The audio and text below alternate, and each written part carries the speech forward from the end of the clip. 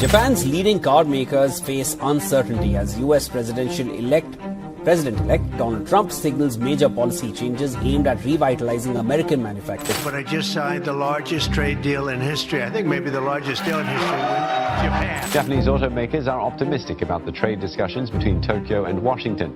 The two sides reached a basic agreement in late August. The roar of engines, the hum of assembly lines. For decades, the automotive industry has been more than business. It has been national pride. Japan, a nation synonymous with precision, innovation, and reliability, has long served as a critical bridge between Asia and North America. Its cars are not just vehicles, they are symbols of craftsmanship, economic strength, and international influence. But that bridge, once solid and dependable, is now shaking. Cause? New tariffs imposed by the United States under the Trump administration swept across steel, aluminum, vehicles, and auto parts. What was intended to protect American jobs and manufacturing has instead triggered a chain reaction with consequences that reach far beyond the borders of any single nation. In early 2025, Subaru delivered a statement that sent ripples through the auto industry. Jeff Walters, Subaru's president and COO of America, confirmed what insiders had quietly feared for months. The Lafayette, Indiana plant, home to the Outback, Subaru's best-selling model in North America, would halt production. The reason was painfully clear. Canada's free trade agreement with Japan shielded it from the crippling tariffs now strangling U.S. operations.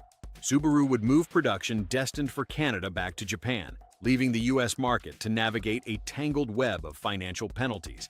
This wasn't just a production shift, it was a statement. Within a single year, Subaru slashed its U.S. to Canada exports by more than half, dropping from 26% to just 10%.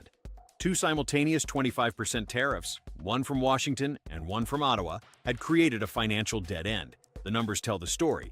Vehicles account for more than a quarter of Japanese exports to the U.S., and roughly 8% of Japanese jobs are tied to the auto sector.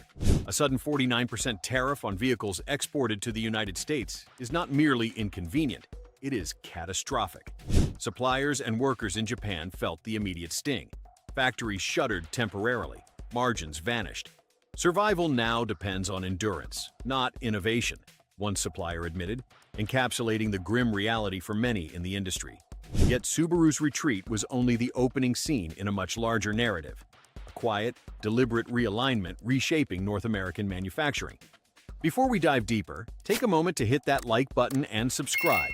If you want insight into the forces redefining the global economy, this is the place to be.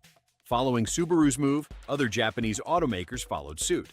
Along with smaller companies like Mazda and Mitsubishi, big names in the industry, such as Toyota and Honda, began changing their supply networks, research centers, and factories. It was clear that Ottawa's stable policies were more appealing than Washington's unpredictable tariff system. Analysts say Japanese car companies lose around $25 billion a year due to American tariffs. Toyota alone has to pay about half of that. Canada, long seen as a secondary player in the automotive world, was suddenly gaining a reputation as a haven. The ripple effect went far beyond vehicle production. Tariffs on imported auto parts made assembling cars inside the U.S. increasingly costly. Even domestically produced vehicles rely heavily on components from overseas. Tires, brake pads, oil filters, prices for everyday essentials were set to rise alongside the cars themselves. Meanwhile, Canada acted swiftly. Toyota and Honda expanded hybrid and electric vehicle production north of the border, solidifying Canada's role as a crucial hub in Asia's North American automotive network. Smaller automakers like Mazda, Mitsubishi, and Subaru began moving logistics and R&D operations to Toronto, which quickly became a neutral, low-risk bridge between East Asia and Western markets.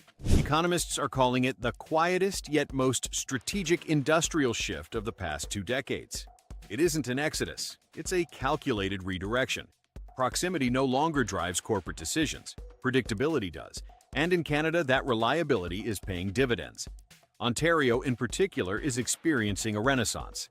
Cities like Alliston and Cambridge feel like they've stepped back in time to the 1980s, when Japanese automakers first arrived and lifted Canada out of a manufacturing slump.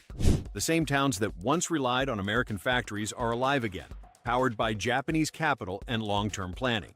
Today, Ontario hosts 7 Japanese automotive plants. 5 building light vehicles, 1 producing engines, and another focusing on trucks. They are supported by an extensive network of part suppliers, logistics firms, and engineering companies, sustaining roughly 30,000 direct jobs and thousands more indirectly.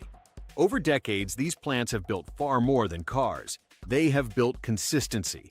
Japanese automakers have invested over $14.6 billion in Canada, and the figure continues to climb as U.S. operations face pressure from tariffs. Since 1993, Canada has become a net exporter of Japanese vehicles, sending over 5.2 million cars to global markets. What began as a contingency plan has evolved into a defining industrial identity. According to analysts at Fusion TG, layering tariffs on components and finished products can more than double the cost of importing a car into the United States.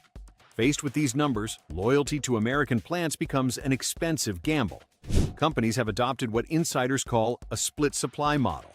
Research and development remain in Japan, manufacturing shifts to Ontario, and exports are distributed globally. This strategy minimizes tariff exposure while maintaining access to North American consumers. Canada has learned to play the long game. Through the CPTPP framework, Ottawa maintains open trade with Japan, bypassing the barriers now dominating U.S. policy. The very tariffs designed to isolate foreign competitors have become leverage for Canada, turning protectionism elsewhere into domestic prosperity. History has a way of repeating itself. In the early 1980s, the U.S. faced a similar challenge. President Ronald Reagan imposed a voluntary export restraint on Japanese vehicles, effectively a 60% tariff, to protect American automakers. Japan responded not with retreat, but with strategy. Honda opened a plant in Ontario in 1984, followed by Toyota in 1986. Canada became North America's industrial backdoor, allowing vehicles built on its soil to bypass U.S. import limits. It was a win for Japan and a revival for Canadian manufacturing. The transformation is spreading. European and South Korean automakers are observing and following Japan's blueprint. Logistics hubs, R&D centers, and production facilities are migrating to Canada to access the North American market without falling victim to tariff disputes. Toronto, once primarily a financial center, is becoming the nerve center for export management and logistics. Meanwhile, Japan's electric vehicle supply chain is merging with Canada's burgeoning battery and mineral ecosystem in Ontario and Quebec. Lithium, nickel, and cobalt, once mere commodities, are now the foundation of a clean energy bridge linking Asia and North America. Analysts call it a structural reset of global trade. Canada, once the quiet neighbor, is emerging as an indispensable bridge economy. Every tariff wall erected by the U.S. opens another door for Canada. Corporations aren't abandoning the United States out of hostility. They're fleeing unpredictability. In contrast, Canada's steady approach, favoring clarity over short-term dominance, is creating long-term gains. The Japanese-led realignment is just the beginning. Electronics, renewable energy, and high-tech manufacturing may follow, industries where consistency and stability outweigh political slogans. As global investors hunt for certainty amid trade wars and tariffs, Canada's open-door policy may become its most valuable export. This isn't merely a story about cars or tariffs. It is about direction, strategy, and foresight. Japan has already charted its course.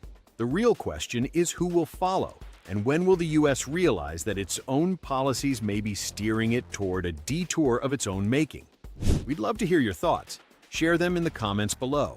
If you found this video insightful, consider subscribing and turning on notifications to stay updated on the latest shifts shaping the global economy. The world isn't just moving, it's evolving, and Canada's steady approach is quietly becoming a central part of this changing landscape.